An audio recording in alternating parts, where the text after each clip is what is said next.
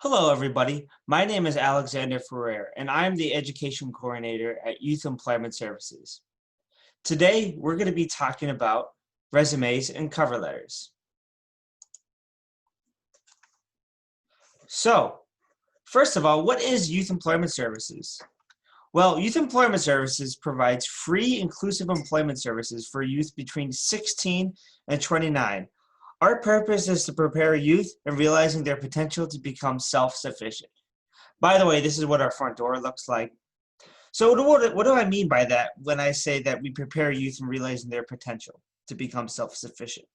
Well, we do one-on-one appointments at Youth Employment Services, as well as we also do presentations and workshops like what I'm doing right now. And there's so much more. If you want to check us out, go to youthemploymentservices.com or yesmb.ca. So let's first start talking about resumes. So this is what a resume looks like. And I'm going to go step by step about different parts about what a resume is, what's on a resume, why it is important to have that on said resume. So what is a resume? Well, it's a summary of your education. So wherever you're going to school right now, that's your education. Maybe you already graduated. Maybe, let's say, CPR certifications, food handlers. Maybe you just finished your Young Workers Readiness course. That is, you could put that all under education. Your employment/volunteer experiences. Your accomplishments. So maybe you might be part of a sport. And by the way, let's talk about volunteer experience in employment. I don't just mean that you worked a 9-to-5 job. I also mean, let's say maybe you mowed the lawn. Maybe you've babysat before and got paid for it. Hey, that is technically employment. That's technically employment history experience. And volunteering too. It doesn't have to be a formal volunteering. Let's say you've done anything for a neighbor for free. Like maybe you mowed a lawn for free before. That is actually considered volunteer experience. Accomplishments, like I said before, maybe you're a part of a sport and you did you finished some kind of championship. That is what accomplishments are.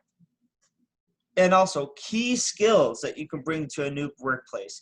And I'm going to be echoing that key skills all the time during this presentation, especially when I'm talking about resumes and cover letters. Very important, thinking about key skills that you have. And I'm going to talk about how to bring those out just a little later. And if there's more room, you can put awards or interests. Make sure those interests are related to the job you're applying for. If you write on your interests that you love to play Fortnite all the time, well, that might not be so relevant, except if you're applying for maybe a gamer position or something that involves graphic arts. Maybe playing Fortnite might have something to do with that, but with most jobs, you wouldn't put like that you play video games on there, unless if it's related. And references available upon request. And in this presentation, I'm also going to show you what a reference page looks like. Things that your resume should not include. They shouldn't have pictures of yourself. Okay, this isn't a dating profile. I don't care how good looking you are or not good looking you are, if you're ugly. If you can work, you can work. Doesn't matter how you look, okay? Your resume should also have a physical description of yourself, okay? This isn't a dating profile. I don't really care about your physical description. I care that you can work if you can get the job done. And also, same thing with your age. If you're 16 to 116, it doesn't matter if you're 16 or 116. If you can work, you can work. You should not be discriminated by your age when it comes to work. And the same thing with your marital status. It doesn't matter if you're single, in a relationship, in 2 relationships. It doesn't matter. You should not put that on your resume. It's the same thing with your race or religion. That should not matter either. And by the way, when it comes to race, religion, your age, your gender, the way you look, those are all employment protective factors. And if you get discriminated or fired or demoted for any of these reasons while you are working, you can actually file a human rights complaint. It's really easy to do. Just look it up online, file a human rights complaint, and you will find it. Also, let's talk about social insurance numbers. Now, you need a social insurance number to get a job. It is your tax ID number. If you have a bank account, you have a social insurance number. If you want to work in Canada and get a paycheck and get it, taxable, you need to have a social insurance number. Where can you get a social insurance number? Well, you can actually get that at your nearest Canada, at your Service Canada place. Or if you have a bank account, again, you can always find it in your bank account. All right, so let's talk about the first part of your resume, which is your contact information. Right on the top, right here. So, are employers actually able to contact you? This is a very important thing. So, you have to have your full name on there. Very important to do that.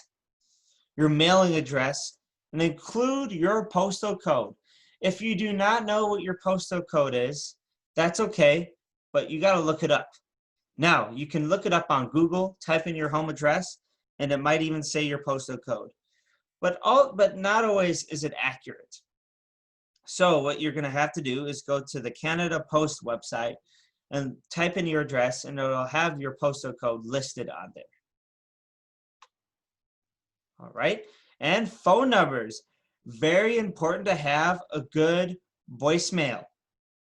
A good voicemail on there. I call a lot of people, a lot of my clients in the past, and I call their number, and it doesn't say that their voicemail box is set up at all. And that's very unprofessional. I would not, then I won't be able to contact them. Let's say you're trying to find a job, and the employer calls you to say, hey, you got the job, and you don't have your voicemail box set up, and you don't pick up.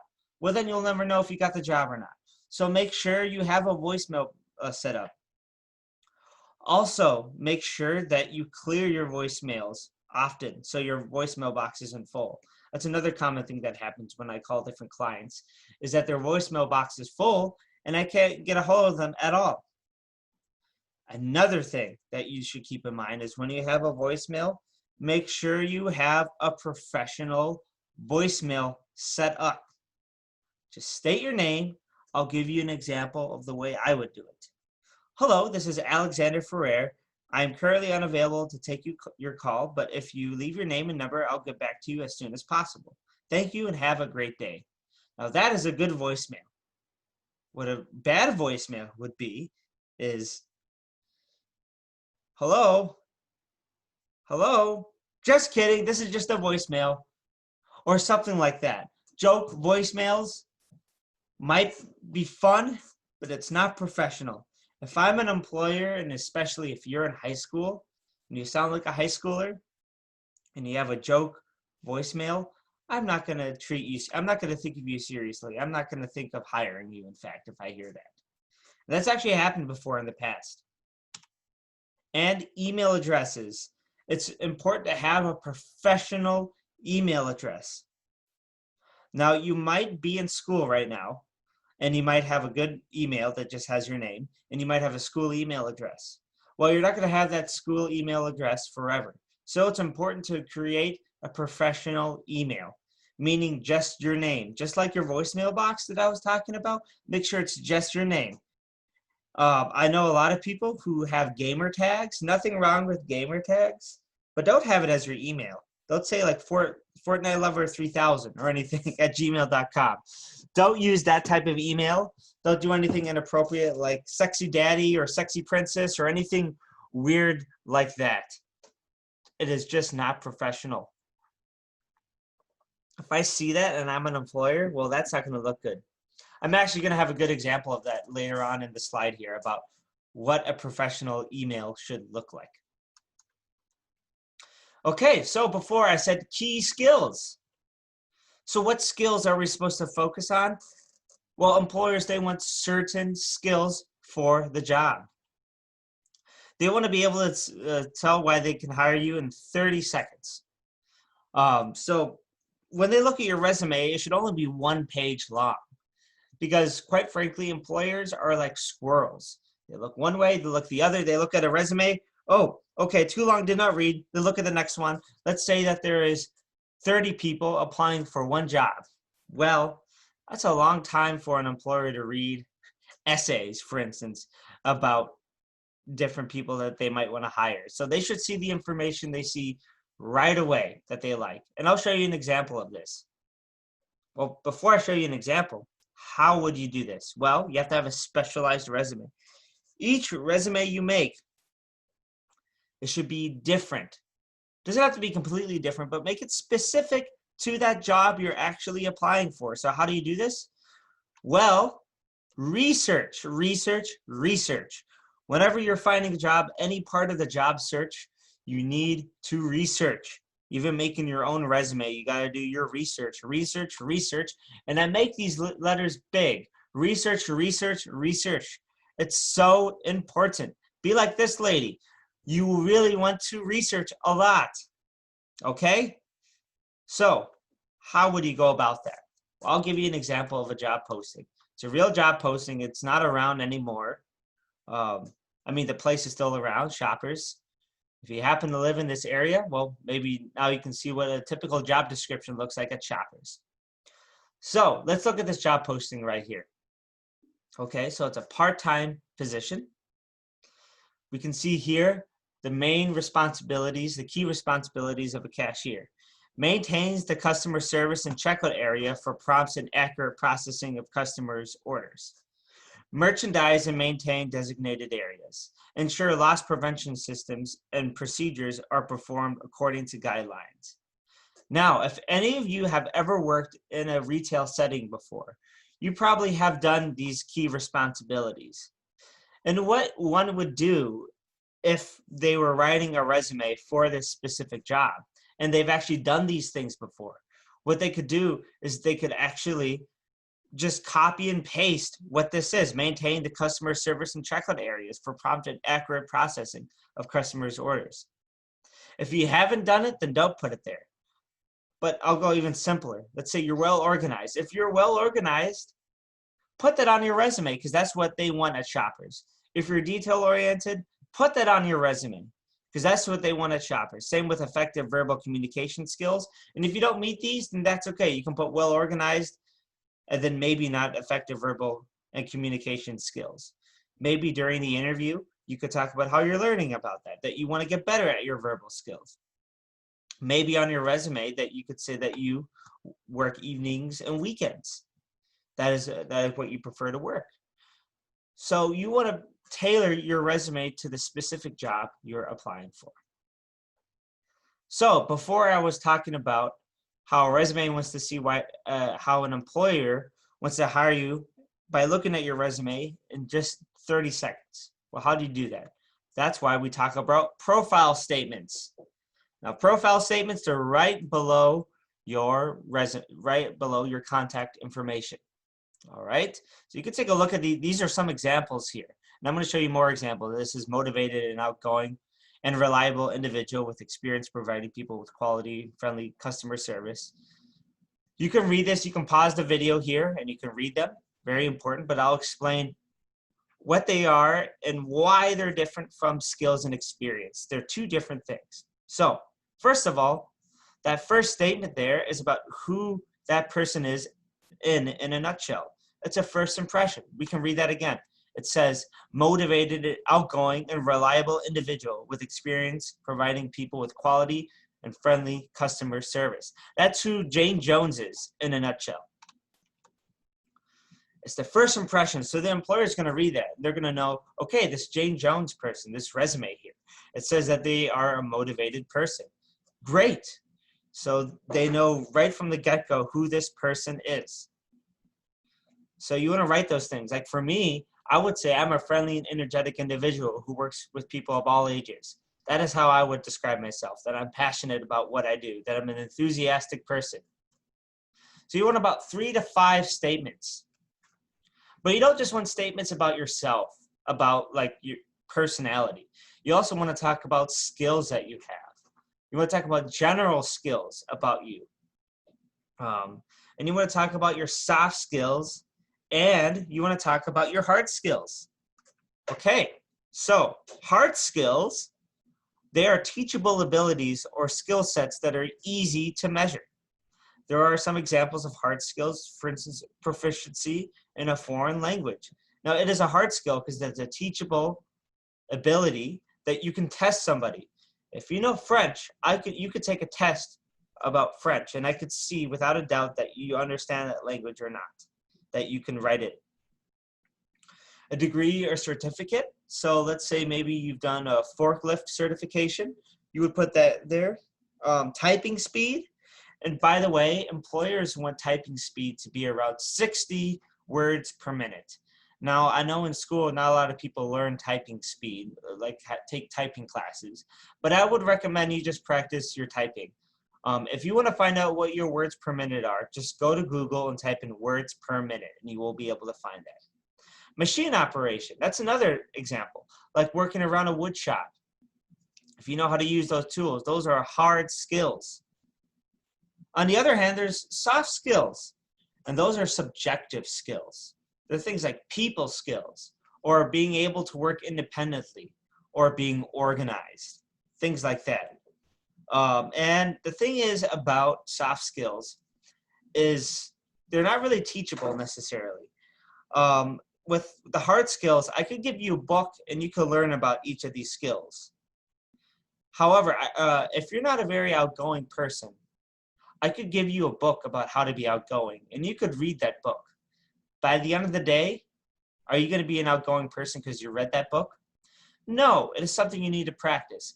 Likewise with me, I'm not an independent person. I always have to be outgoing, and me working without people can be tough for me. And you could give me a book, How to Work Alone, but I would have to practice it on my own to feel comfortable doing that. Other examples of that are teamwork. So being able to work as part of a team. Communication. What I mean by communication isn't that you're able to talk to people and you get along with people. I mean that you're able to get a point across in a concise manner. Now that's something difficult. And you really have to practice it yourself to do that. And flexibility. I don't mean gymnastics that you're able to stretch. No, I'm trying to test the ability that you're able to work different hours, maybe different duties that aren't necessarily on the job description, especially if you're going to work for a small business. If you decide to do that, there's a lot of things that are outside of the job description that you need to do. So are you flexible? These are things you should ask yourself. All right, let's move on. So here's some examples of what profile statements look like. So who you are in a nutshell, I said this before, friendly and energetic individual who works well with all personalities. That's who I am. And these are the soft skills you could put down. And some of these are hard skills and some of these statements are soft skills. So, excellent customer service abilities and able to provide service with a smile. Now, is that a hard skill or soft skill? Now I'm asking you, the person who's listening, what is that? Well, it is actually a soft skill. It's a soft skill because you need to be able to, have customer service ability, meeting people. Now, how about this one? Demonstrated ability to work cash register and other store equipment, such as phones and photocopiers. Yeah, it is a hard skill. This is a hard skill because these are actual things you need to operate with. Cash register, you need to object. I can either see if you know how to use a cash register or don't. Same with a phone or photocopier. Now, how about this one? Proficient in both English and French communication. Now, what do you guys think? Is that a hard skill or a soft skill? It's actually both. It's actually both because proficient in both English and French. Well, those are things you need to know English and French, and I could do a test on English and French. But the communication aspect is a soft skill. So it's actually both. Not every single skill is either soft or hard.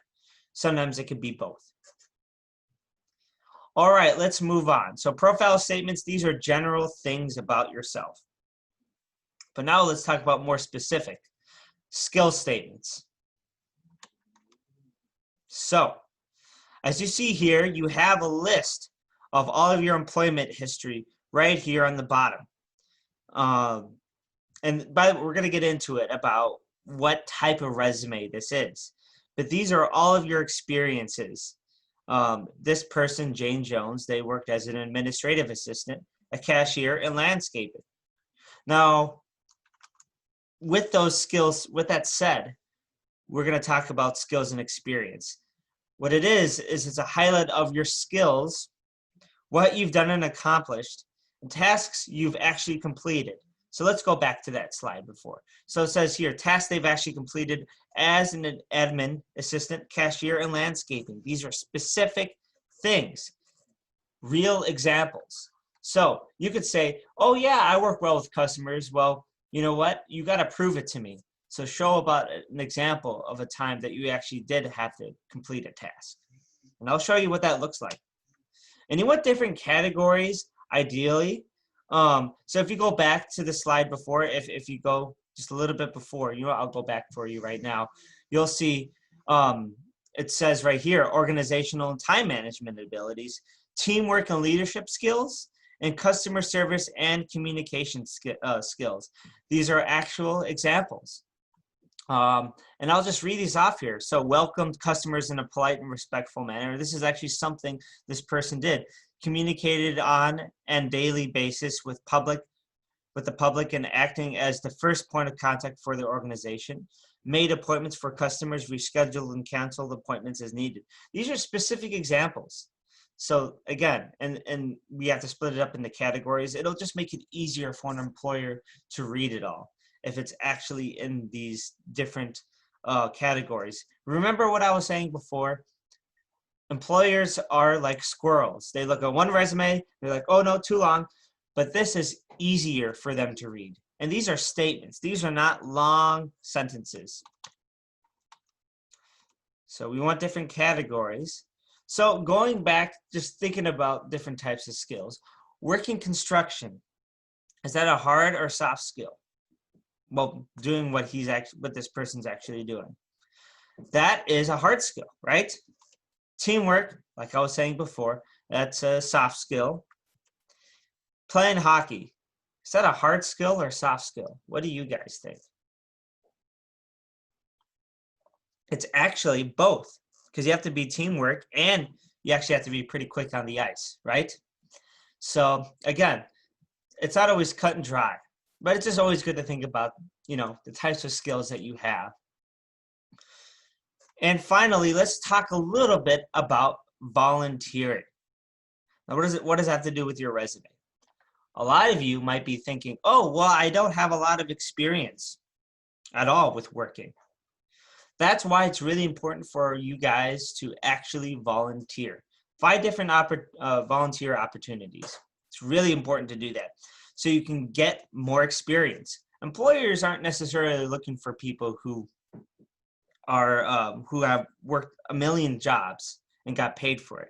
They're looking for people who actually learn things, who are, and that's what volunteering is all about. And it's much easier to get a volunteer job than a job that pays. It actually helps the employer out because you're doing stuff for free, and it helps you because you're building upon your resume. I actually have a little bit of a story about this. When I was a little younger, I had some really dumb friends, and I went to volunteer.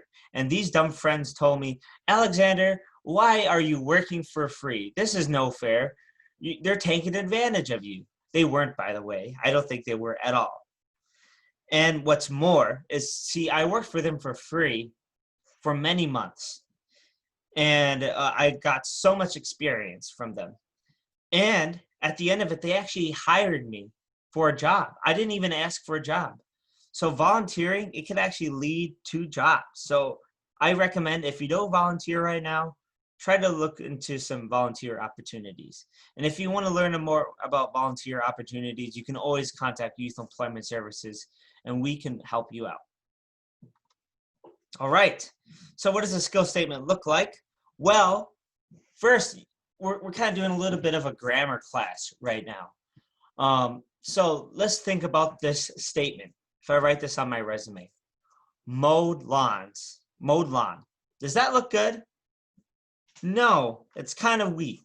It's a weak statement. I see that on a resume and I think mowed lawn. How big was this lawn? Was it a 3x3 lawn? Was it a football field? I don't know. Okay, how about mowed lawn for private homes? Okay, that's a little better. Okay. And then finally, mowed lawns for private homes to contribute to neighborhood curb appeal. Now look at that. That is a strong statement. That's a really good statement. What it is you're using three parts of this statement. Again, we're talking about grammar here. You have an action verb, mowed lawn, and then responsibility or task for private homes, and then finally a positive result to contribute to neighborhood curb appeal. I'm going to break it down even better. I'll color code it for you because I'm really trying to drill this in your head, because if you can write a good skill statement, an employer will be impressed and it'll say exactly what you did. So, mowed lawns for private homes to contribute to neighborhood curb appeal. I really want you guys to look at this. Why do you talk about the result or benefit? Well, it shows that you are articulate, that you can really think for yourself. When you work a job, you aren't a robot and you don't just say, yes, boss, I will do what you say. No, you are not a robot. What you are is somebody, you're doing something for a reason. People mow lawns so they can make the neighborhood look great. If you're a cashier, the reason why you greet customers is because it brings business back. It also pleases customers so they can always have a good experience. You always want to think about the reason why you do something. So I want everybody watching this presentation to really, really take hold of this and really take this to heart. Very important. I'll give you another example. Okay, swept floors. Okay, again, is that a good statement? No, it's a weak statement. Okay, how about this one? Swept floors of restaurants. Okay, that's looking a little better. How about this statement? Now, this is a good one. Swept floors of restaurant to maintain safe and hygienic working environment for both staff and customers. Wow, that is a good, strong statement. Really says about what they did and why they did it. It looks good. And also notice, again, this is not a long paragraph. It's very short, relatively short. It's very concise. That's what you really want your resume to be, is concise, because it's only supposed to be 1 page long. And I'm going to talk about a little later how you can really expand upon yourself, to talk about more about yourself. And that's when we're going to be talking a little bit about cover letters. So we're going to break it down again. Action verb, which is swept, then floors of restaurant, then to maintain safe and hygienic working environment for both staff and customers. Very important to use this. Again, I can't emphasize enough to use these skill statements, and they're really hard to write sometimes, though.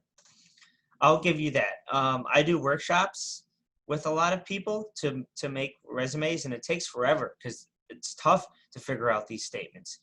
But once you do it, you feel really good about yourself. Also, I find that doing skill statements can really help you with your confidence. Because when you're applying for a job, who is the best person for the job? Who's the person who should get the job? Me, I should, or you, rather, in this case. You should be the one to get the job. So you need to have all this confidence. So writing down these skill statements, making a resume can really bring out a lot of things in you that you have, that you didn't even know you had. All right, so there's 3 types of resumes. So the first type of resume is probably the classic resume that people have been doing for a long time, which is a chronological resume. So let's take a look at this. So it highlights your work and volunteer experience. It shows that you don't have any gap in employment because it has the actual dates on here. And it describes each responsibility for the position. So look at this. It has the job, it has where you worked, the year, then the description, the job, where you worked, the year, the description. The job, where you worked, the year, and then a description.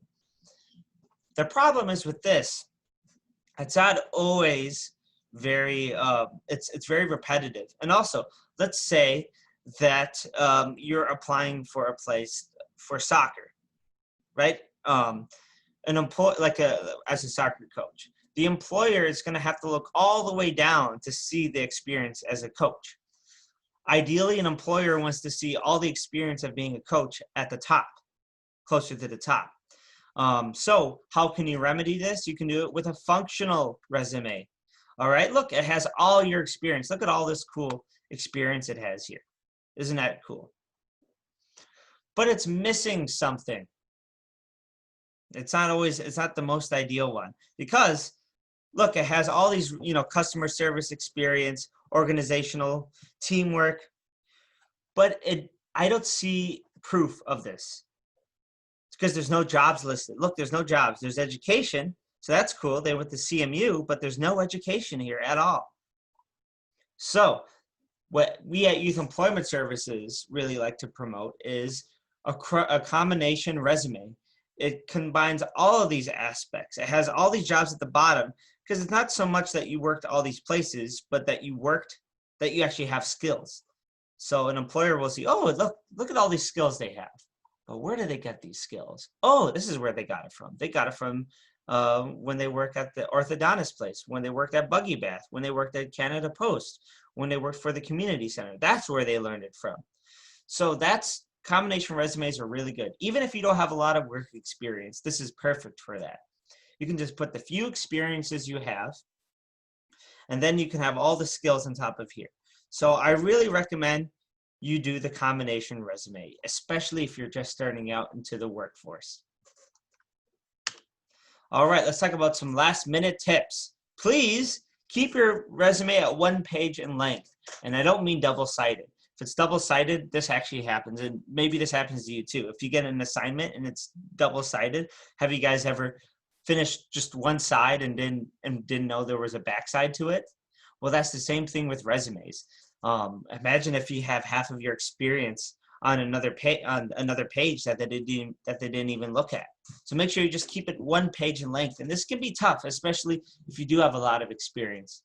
But then again, that's why you try to tailor your resume to the specific job you're applying for.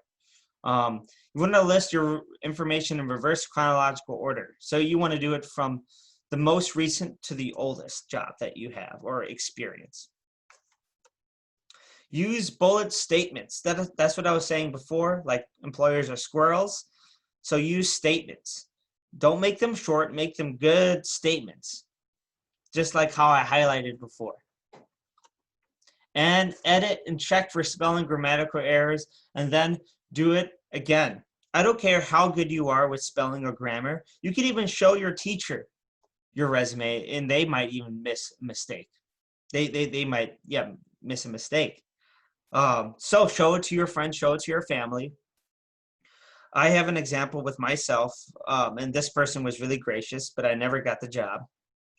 I was just getting out of college, and I was applying for this job, and this guy that I knew was hiring, and he looked at my resume, and he said, your resume has some spelling mistakes.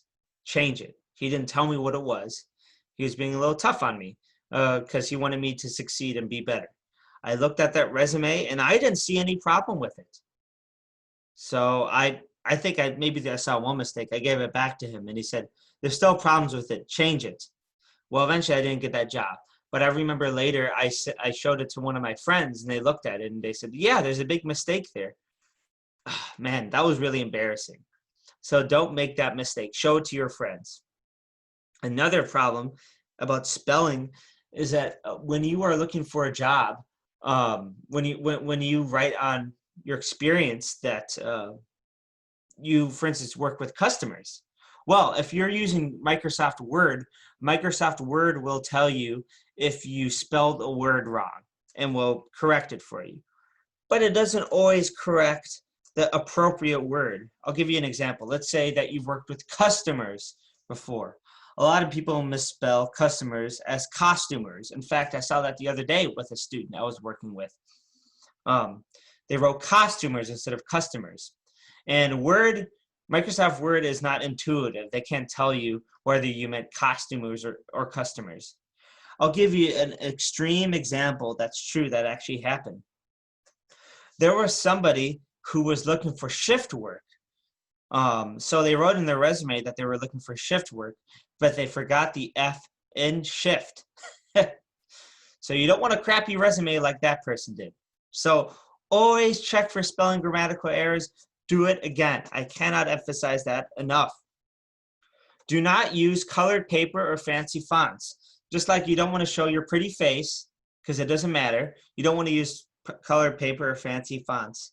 This is a professional document to show just your skills, and that is it. You don't need to make it all fancy. Plus, if it makes it fancy, it distracts the employer. You just want it to be legible. That's all. All right. Don't have anybody else submit your resume for you. You're the one who wants the job, not your friend. So don't have your friend submit it. Don't even have your mom submit it, or your dad or guardian. You do it yourself.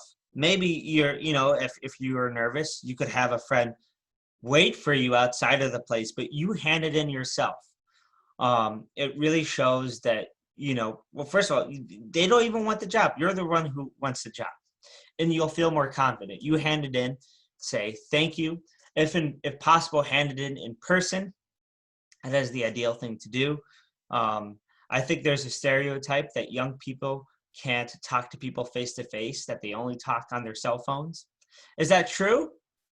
Well, prove me wrong. Prove those people wrong. You go in person, talk to them yourself. Say that, yes, I want a job, and here's my resume. Don't include irrelevant information, lie, or exaggerate. If the job does not, if it's not relevant to Fortnite, don't put Fortnite on your resume, or I like Minecraft, or anything like that. It's irrelevant. A student the other day said, don't put your favorite color. It's true, it doesn't really matter. Maybe in the interview you could, just to be fun. Don't lie or exaggerate. Now, I was saying before, the best person for the job that you're applying for is you, right? You are the best person. But with that said, do not lie about yourself. Do not exaggerate. Because if you lie about something, and I'll give you an example. There was somebody who was looking for management, who was applying for a management position, and they wrote on their resume that they had managed 4 individuals in an 8-hour period. Well, guess what? They were just babysitting. They didn't get that job. But imagine if they got that job and they became a manager. Well, great. They're getting paid as much as a manager is, but they don't have really good managerial skills. So, as you can imagine, they were probably failing in their job, and they probably didn't feel good about themselves. And probably their employer didn't feel good about their person who had a really bad management skills. So you're not doing yourself a favor, you're not doing the employer a favor. So don't lie in a resume. Don't use personal pronouns such as I, me, or my. Don't say I mowed lawns for private homes. Say mowed lawns for private homes. Who else are you talking about? You're only talking about yourself, so you don't need to put personal pronouns at all. Just state what you've done. That is it. Okay, so let us talk a little bit about references. Now, what is a reference? A reference is somebody who will be able to say good things about yourself. And it's a separate document from your resume. Earlier on in the presentation, I said at the bottom of your resume, you can write references available upon request. Make it a separate document. You want to have the same header as your resume and cover letter, meaning you want to have your same contact information look the same. So then it looks kind of like a brand. So an employer looks at your resume, cover letter, and resume, cover letter, and references. They look at that, and it looks all the same. So they will match it with you. They will associate all those documents with you. You want 2 to 3 references. Now, what are references? References are people who will be able to say good things about you. So you have your resume. It says all these things about you. But are all those things true? So what type of people would you have on there? You would have your employers, You know, people you worked with in the past, volunteer coordinators, maybe character personal, and some jobs they require that. Maybe neighbors, perhaps, if you don't have anybody else. You can use teachers, family, friends, coaches, program leaders. However, one thing you would not, one group of people you would not use is your family, not your parents, because your parents are biased. They'll only say good things about you, or bad. I hope not bad, but usually just good things, right? Employers, if they see that, you know, like, why is your mama referenced? That's weird. No, don't do that. You can use family, friends. One thing that I really want everybody to do is before you use a reference, make sure you ask that person to be your reference. Because you could ask any teacher, hey, do you want to be my reference? And they could say, yeah, sure. But you should also ask them this: will you be a good reference for me? That is where you can, that's a really important question, because they could be a reference and say bad things about you. Make sure that they say good things about you. So you want to find the right person for you for that. Very important to do that. And also for each job that you apply, make sure you ask that person. And the reason why is because what the employer is going to do is they're going to call that reference and sort of interview your reference. So that's kind of a lot for them. They're getting interviewed, sort of a phone interview. So make sure you inform your reference what's going on. Say, oh yeah, I'm going to apply to these similar, I'm applying to 3 different coffee shops. I'm applying to Starbucks, I'm applying to Tim Hortons, and I'm applying to another place, a local place. Again, those businesses are very similar, but really try to inform your references about how these businesses differ. Just like how write a resume different for each job, you know, make sure you prep your reference for each job. What will that look like? This is what a typical reference sheet would look like. You would have your contact information, and then you would have your 3 references. You would have their name, what their position is, where they work, their phone number, and email. This is how it would look like if you have 3. So just you can screenshot any of this at any point. Of course, pause, whatever you need to do to take a look at this. So this is how it would look like. All right, let's talk about cover letters. All right, so what are cover letters? Well, it talks about who you are and what you can bring to an employer. Sort of like a resume, but not quite. Just like the resume, you can always use the language that's on the job description. Yeah, always put it only if it's true. It really gets to explain more about yourself. You get to expand a little bit more about yourself. You want to use the same header as your resume and references, just like before. Remember, you want to make them all look the same. It's your brand. It's who you are. You are the brand. A cover letter, it should be no longer than 1 page with 3 or 4 paragraphs. Very important to do that. And if possible, you want to address the cover letter to the specific person using Mr. or Mrs. Or Ms. How would you find out what their name is? You would call them. Remember I said before, research, research, research? That's the name of the game. Just you have to research everything when it comes to looking for a job. If you're applying in person, sign your above type name above the bottom and attach, put it, and you put your resume on top of, you put your cover letter on top of your resume. That's why it's a cover letter. So if you don't have a good signature, maybe this is a time for you to actually practice writing your signature. This is something you need in life for all sorts of legal documents. So practice your signature. It looks really professional too, if they see that you hand in a cover letter and a handwritten signature. That looks really good for an employer. You always want to impress your employer. So your opening paragraph, this is how your opening paragraph is supposed to be. It explains why you are writing. Okay? So it's pretty self-explanatory, but then again, you need to do this. I would like to submit my resume for the whatever position with the whatever company. I recently came across this posting on your website, and I'm excited to apply for this position. Okay, so the thing is with this is that you need to write, why you're writing. I've seen a lot of cover letters that just go into it and say, oh yeah, I'm really good at this, and this, and this. Okay, but why are you writing? So you have to write what you're writing about, just in case that document gets lost, so they know what you're talking about. So I'd like to submit my resume for this company. It's also important to write where you actually found the job posting to see that their advertising is actually working.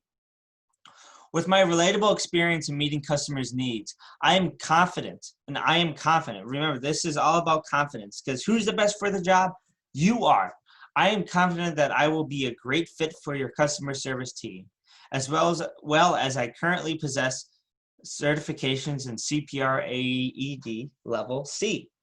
So now you can really start talking about yourself. The second part of a cover letter, the main part of this, is a highlight of your experience, skills, and qualifications. And you can really talk about your hard and soft skills. You really get to expand more than what you had to write when you wrote your resume.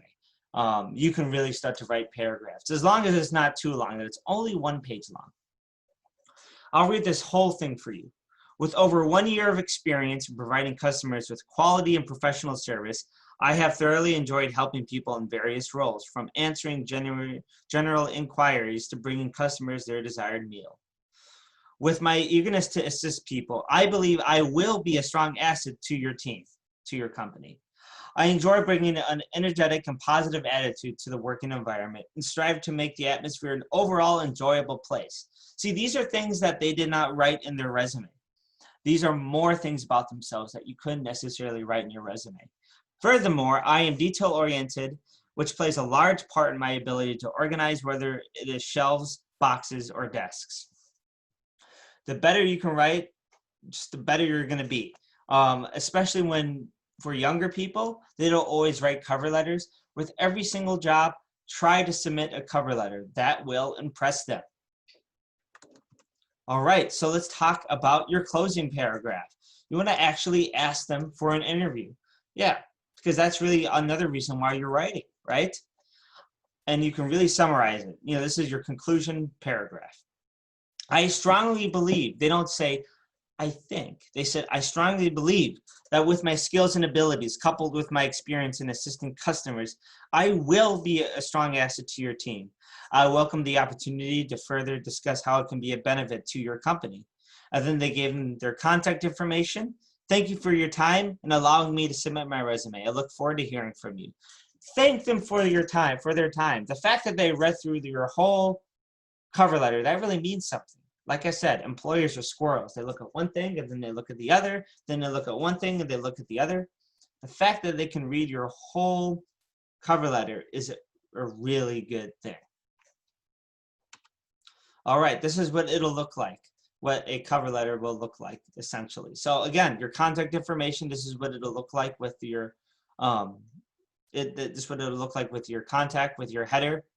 The date, this date here is not the date that you wrote it, it's the date that you submitted it. So let's say it's a Monday today, and you plan on submitting this resume on Friday. We'll write Friday's date, not today's date. Write the hiring manager's name, their company, the street address, and their where they live and postal code. This is how it'll look like. In between sincerely and your name, you would sign your name ideally. So that's how it looks. Think of a cover letter as a love letter, actually, because you're trying to convince them, like, hey, I think you're the best for me, and I think I'm the best for you too. You really want to mesh that together. You really want to talk about the company values. With that said, and I've heard people answer the wrong way for this. I asked them, okay, so if you are in love with somebody and you write them a love letter, and then let's say that they reject you, but you keep that love letter, and then next year you fall in love with somebody else, would you give that new person that same letter that you gave the other person? No, don't do that. I've heard people say yes, but no, do not just recycle a love letter. It's not a good thing to do. Think of it the same with cover letters, because if you don't, something like this would happen. I want all of you to take a look at this cover letter right here. Now tell me, who did they write to? What is this cover letter addressed to? I'll give you 2 seconds here. Did they apply to Rona, or did they apply to Home Depot? I don't know. Do you know what they did? They recycled the love letter. They recycled the cover letter, the love letter cover letter, same thing. You want to convince them that you love that company, because Rona and Home Depot are very similar companies. But if you tell Home Depot, hey, this store is just like Rona, they're not going to be happy. They're going to be like, oh my gosh, they're just going to roll their eyes, and they probably are not going to hire you.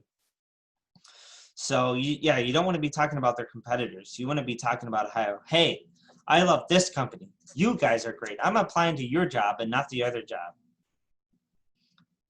So you really want to emphasize that. Like, I like this company. This is the company for me. That is how you want to write in your cover letter, or, as I say, a love letter. Do you guys have any questions for me? Normally, if this was a live presentation, I would hope that you guys would ask questions. If you don't have any questions right now, if you do have questions, please, I'm going to turn on my video here again. Please, I want you guys to write in the comments below about, if you have any questions for me and I can answer them. You can always send me an email as well. And here is my contact information. Right here, contact information for Youth Employment Services. We're at 614. We're at 294 Portage on the 6th floor. So we're right next to the Bell MTS Center. This is our phone number right over here, and our website. We are open 8:30 to 4:30, and we have a Facebook. And well, you're watching here on YouTube, unless this is uploaded on another thing as well. But I'm uploading this on YouTube. We have social media. Check us out. We always post jobs daily, and we have something called the top 10 list. You can always look on our website for that, or you can email me about what is the top 10 list. It's a list of 10 jobs. Yeah, thank you guys so much for listening. And again, if you guys have any questions, please don't hesitate to ask. Thank you guys so much.